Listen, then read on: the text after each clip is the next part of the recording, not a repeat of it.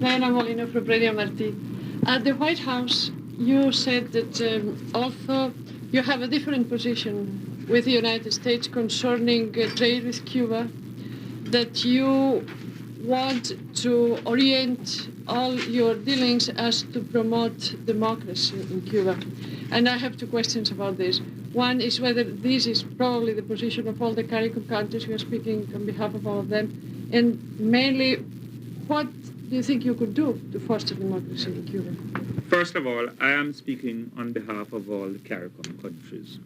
We discussed this matter at various meetings of our heads of government, and at our last meeting in Nassau in the Bahamas, we unanimously and collectively took a decision that would establish a joint commission between Cuba and CARICOM.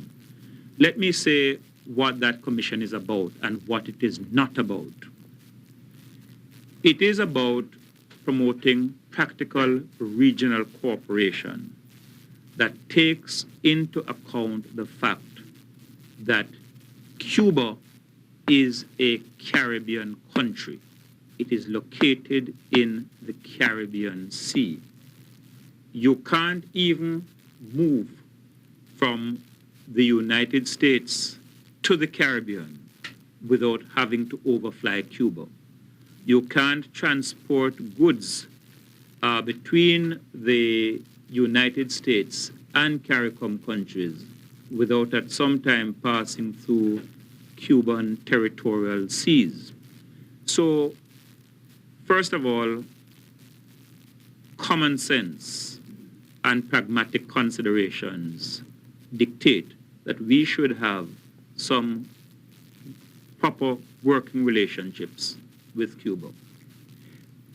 There are a range of other matters dealing with things like weather conditions, dealing with questions like research into agricultural crops, where it makes a great deal of sense to have collaboration with a Caribbean country. What the agreement is not about is the political system which obtains in Cuba. Cuba has their political system, which is vastly different from that which obtains in the CARICOM countries. We have a democratic tradition to which we remain firmly committed. The economic model that we are pursuing in the Caribbean is also different from that which is being pursued in Cuba. Although it should be noted that quietly and perhaps without a great deal of fanfare, changes, profound changes, are taking place in the economic policies being pursued by the Cuban government to date. What we want to see is normalization of relations between all the countries of the Caribbean and the countries of the hemisphere. We think that the Commission should assist rather than deter that process. I should also point out that the Commission does not envisage subsidized trade between Cuba and the countries of the Caribbean, and therefore, to that extent, it does not offend any legislation existing in the United States. I had two questions, and it concerns the subject of drug trafficking, which apparently was one of the agenda items. Mr. Prime Minister, I wanted to know why CARICOM decided that now, almost 35 years into Castro's government, was the time for an overture from CARICOM. And did the Torricelli letter, the letter from Congressman Torricelli to CARICOM, come up at your meeting with President Clinton? It is not a new overture. Cuba and CARICOM states have had diplomatic relations existing between them, and there have also been bilateral relations between Cuba and most CARICOM states. We see a world that is moving more and more to regional cooperation. We think we have to face those realities. We have recently concluded a framework agreement between Venezuela and CARICOM. Between Colombia and CARICOM, we are now negotiating the final stages of an agreement. There's a bilateral agreement between Mexico and Jamaica. We envisage eventually a Mexico-CARICOM agreement.